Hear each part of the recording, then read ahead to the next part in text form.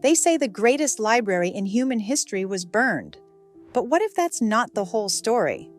The Library of Alexandria wasn't just a building, it was a symbol, a place where scrolls from across the known world were gathered, and where knowledge became power. But great power always makes enemies. Some blame Julius Caesar, others say religious fanatics did it, and some say it never even happened. So what really destroyed the Library of Alexandria? Fire, fanaticism, or something far more subtle?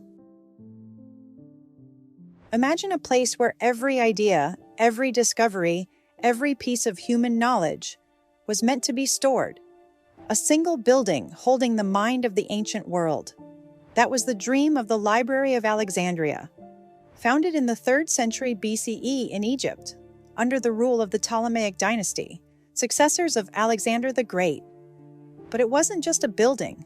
It was part of a massive research complex called the Mouseion. Think of it as the world's first university. The goal? To collect every written work in the known world. Ships entering Alexandria's port were searched. If they carried scrolls, they were copied, on the spot. The originals were kept. Its collection may have reached over 700,000 scrolls, from mathematics, astronomy, medicine, and literature, to ideas banned elsewhere. Scholars came from all corners of the world to study here. It was a beacon of human curiosity. But building a beacon that bright also meant casting long shadows.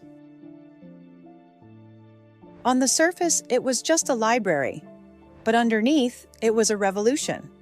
Alexandria wasn't just collecting books, it was collecting power. Knowledge that could rewrite medicine, recalculate the stars, challenge religions, topple empires. It was a place where ideas that were banned elsewhere were studied freely, and that scared people. Imagine being a ruler, a priest, or a conqueror, and there's a building somewhere filled with scrolls that could question everything you're based on. The library didn't burn right away, but it was already making enemies because the most dangerous thing in the ancient world wasn't a sword, it was a question. In 48 BCE, Julius Caesar found himself trapped in Alexandria. His ships under attack, his forces outnumbered. To escape, he ordered the docks set on fire. The flames spread fast, and soon parts of the city were burning. According to some ancient sources, so was the library. Centuries later, historians debated, was Caesar careless, or was the fire exaggerated, even invented? The truth is murky. Some say only a warehouse holding scrolls near the docks was destroyed. Others insist it was the library itself. But one thing is clear, that fire marked the beginning of a very long end. And Caesar, he never wrote a single word about it. After Caesar's fire, the library may have survived. But it wouldn't stay safe for long. In the 4th century CE, something changed. Rome had a new religion, and it was growing fast. Christianity was no longer underground. It was now in power. Pagan temples were destroyed. Old gods were outlawed. And anything linked to heretical knowledge was suspicious. In Alexandria, tensions exploded. In 415 ZE, a brilliant mathematician and philosopher named Hypatia was attacked by a Christian mob. She was beaten, mutilated, and killed, right in the streets. Hypatia had been a symbol of the old world, of science, reason, and open inquiry. After her death, many believe the last remains of the library, if any still existed, were finally lost. Not in a blaze of fire this time, but in silence, fear, and religious control. By the 7th century, the Arab armies had arrived, and with them came new rulers, new beliefs, and new priorities.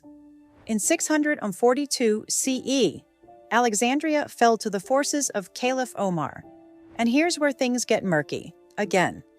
Some later Christian writers claim that Omar ordered the library destroyed. His reasoning? If the books agree with the Quran, they are unnecessary. If they disagree, they are dangerous. Sounds dramatic, right? But there's a problem. That story first appeared centuries after the event. No contemporary Muslim sources mention it. None. So did Omar actually burn the library? Or was he framed by later writers looking for someone to blame? In truth, by the time the Arabs arrived, the Great Library may have already been dust and myth.